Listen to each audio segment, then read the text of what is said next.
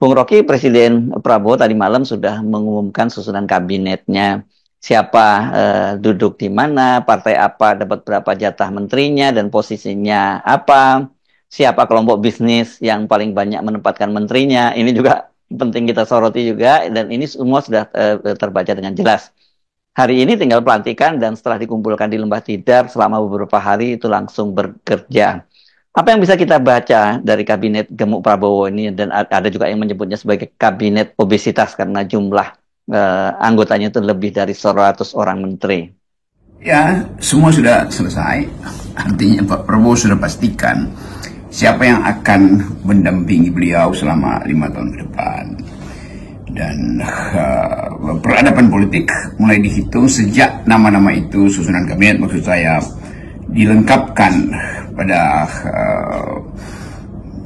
pelantikan presiden. Jadi dalam satu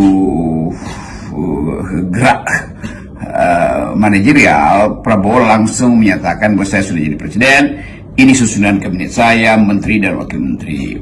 Tentu tinggal bagian masyarakat sipil yang menilai apakah komposisi itu rasional atau komposisi itu punya basis moral, atau komposisi itu dibuat karena satu urgensi, atau komposisi itu dihasilkan melalui negosiasi. Kan itu yang akan jadi bahan riset dari para peneliti atau para komentator politik. Tapi hal yang bisa dipastikan bahwa tantangan di depan itu sangat berat, dan komposisi yang sebesar ini dia harus diorkestrasi oleh seseorang yang paham betul bagaimana sifat dari kebijakan, apa impactnya terhadap pandangan luar negeri, bagaimana skala-skala dan indeks-indeks yang berantakan soal demokrasi, soal ekonomi, soal korupsi itu diperbaiki. Jadi kelihatannya ini kabinet yang ya daily activitiesnya adalah memperbaiki citra. Itu saya kira hal pertama tuh, karena kabinet sebelumnya ada di dalam kondisi yang sebetulnya berantakan sebetulnya, karena diorkestrasi secara sangat ambisius dan dihasilkan dengan pertimbangan-pertimbangan yang kemudian kita sebut kepentingan dinasti dan oligarki.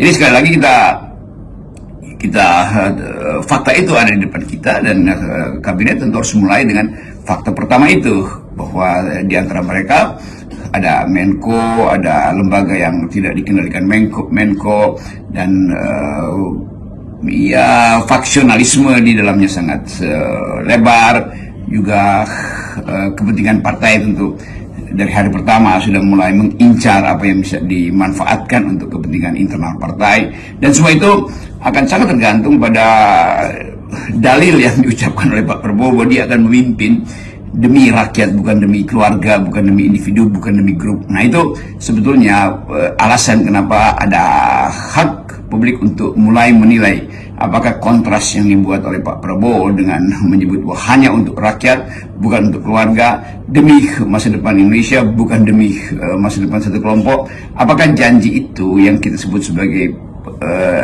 pertanggungjawaban etis dari seorang pemimpin bisa dia wujudkan, atau mungkin akan banyak variasi di tengah jalan.